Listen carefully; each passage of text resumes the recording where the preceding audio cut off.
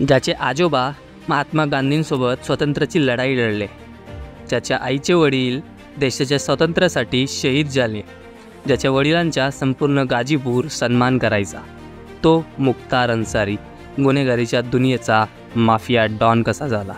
मित्रांनो नमस्कार, मी आहे मेहुल शिंदे आणि तुम्ही बघतायत मराठी स्टडी जंक्शन. आपण या व्हिडिओत मुख्तार अन्सारीची संपूर्ण कहाणी जाणून घेणार आहोत. तर व्हिडिओ शेवटपर्यंत बघा आणि चॅनलवर नवीन असाल तर चॅनलला सबस्क्राईब करून घ्या. गँगस्टर ते नेता बनलेल्या मुख्तार अन्सारीचा गुरुवारी उत्तर प्रदेशातील बांदा येथे पोटदुखीनंतर हृदयविकाराचा झटका येऊन मृत्यू झाला. 60 वर्षाच्या मुख्तार अन्सारीने बांदा तुरुंगात रोजा सोडला. त्यानंतर त्याची तब्येत बिघडली. बेशुद्ध झाल्यानंतर डॉक्टर बांदा तुरुंगात पोहोचले. त्यानंतर त्याला बांदा रुग्णालयात नेण्यात आलं. तिथे उपचारादरम्यान त्याचा मृत्यू झाला. 1963 उत्तर प्रदेशातील युसुफनगरात जन्मलेल्या मुख्तार अन्सारी याचे आजोबा स्वातंत्र्य सैनिक होते, तर त्याच्या आईचे वडीलही देशासाठी शहीद झाले होते.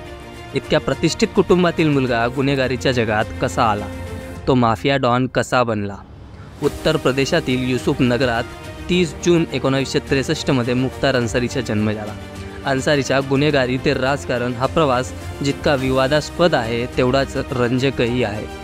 मुख्तार अन्सारीने 80च्या दशकात गुन्हेगारीच्या दुनियेत पाऊल टाकलं. सुरुवातीला त्याने मखनू सिंग गटासोबत काम केलं. त्यानंतर 90च्या दशकापर्यंत मुख्तार अन्सारीने गुन्हेगारी जगतात आपलं स्थान बनवण्यासाठी खूप प्रयत्न केले. त्याने स्वतःचा ग्रुप सक्रिय केला. त्यावेळी मऊ, गाजीपूर, वाराणसी आणि जौनपूर या जिल्ह्यांमध्ये मुख्तारचं सर्वस्व होतं. मुख्तार अन्सारीचं कुटुंब एका प्रतिष्ठित राजकीय कुटुंब होतं.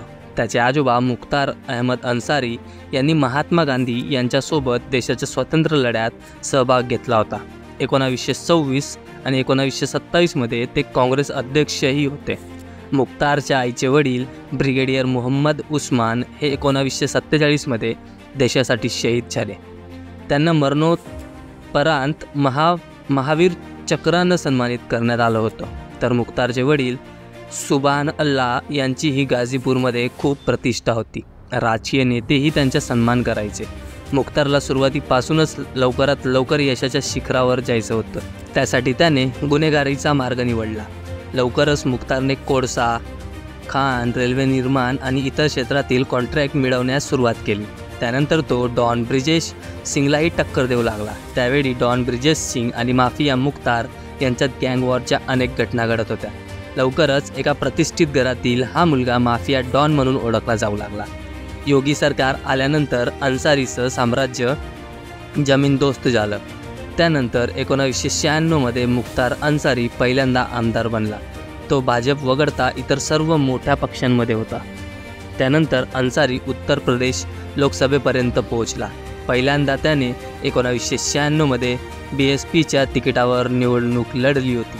त्यानंतर अन्सारीने मऊ येथून 2002, 2007 आणि 2012 आणि मग 2017 निवडणूक जिंकली.